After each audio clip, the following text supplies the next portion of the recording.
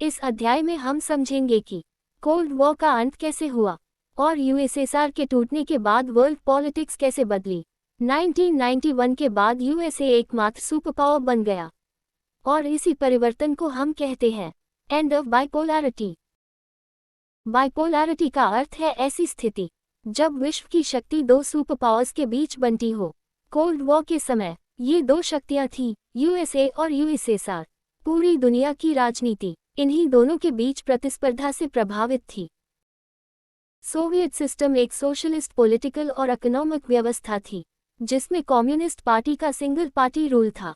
आर्थिक क्षेत्र में स्टेट ओनरशिप और सेंट्रल प्लानिंग प्रमुख थे, जबकि शिक्षा और स्वास्थ्य पर विशेष ध्यान दिया जाता था, लेकिन पॉलिटिकल फ्रीडम सीमित थी।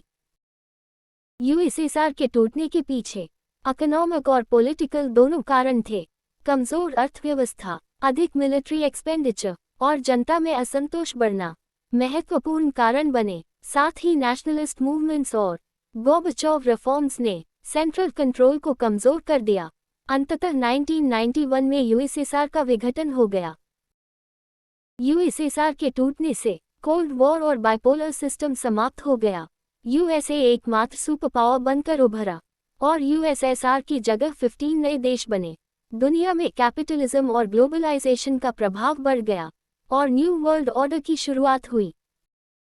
शॉक थेरेपी का अर्थ है सोशलिस्ट इकोनॉमी से अचानक मार्केट इकोनॉमी में परिवर्तन।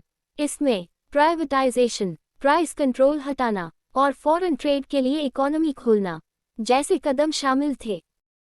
शुरुआती समय में इकोनॉमिक क्राइसिस, गरीबी और बेरोजगारी बढ़ी, लेकिन लंबे समय में प्राइवेट सेक्टर का विकास हुआ और देश ग्लोबल इकोनॉमी से जुड़ गए। यूएसएसआर के विघटन के बाद रशिया उसका सक्सेसर स्टेट बना।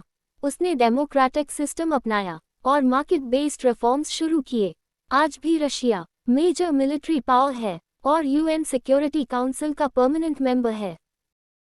CIS, Commonwealth of independent states, 1991 में बने पूर्व सोवियत रिपब्लिक्स का समूह है।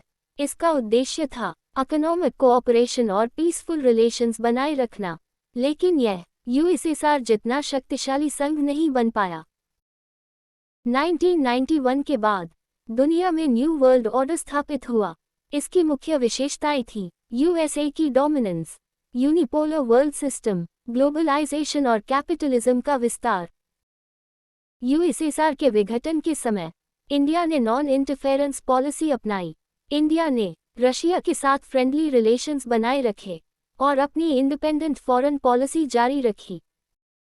विघटन के बाद भी इंडिया और रशिया के संबंध मजबूत रहे। दोनों देशों ने डिफेंस, न्यूक्लियर एनर्जी और टेक्नोलॉजी में सहयोग जारी रखा। रशिया आज भी इंडिया का महत्वपूर्ण स्ट्रैटेजिक पार्टनर है। 1990 में इराक ने कुवैत पर आक्रमण किया। इसके जवाब में यूएसए लेड कोलिशन फोर्सेस ने यूएन के समर्थन से युद्ध लड़ा। इस युद्ध ने दिखाया कि कोल्ड वॉर के बाद यूएसए की मिलिट्री पावर सबसे मजबूत है और यूनिपोलर वर्ल्ड शुरू हो चुका है। एंड ऑफ बाइपोलैरिटी के बाद कोल्ड वॉर समाप्त हुआ। यूएसए सोल सुपर पावर बना, ग्लोबलाइजेशन बढ़ा, नए रीजनल कॉन्फ्लिक्ट्स उभरे, इंटरनेशनल ऑर्गेनाइजेशंस का महत्व बढ़ा। यूएसएसआर के कोलैप्स ने बाइपोलर वर्ल्ड सिस्टम का अंत कर दिया। दुनिया यूनिपोलर ऑर्डर की ओर बढ़ी, जहां यूएसए प्रमुख शक्ति बन गया। इंडिया ने बैलेंस्ड और इंडिपेंडेंट फॉरेन पॉलिसी अपनाकर नए वैश्विक परिवेश में अपनी मजबूत स्थिति बनाए रखी। यही है एंड ऑफ बाइपोलैरिटी का संपूर्ण सार।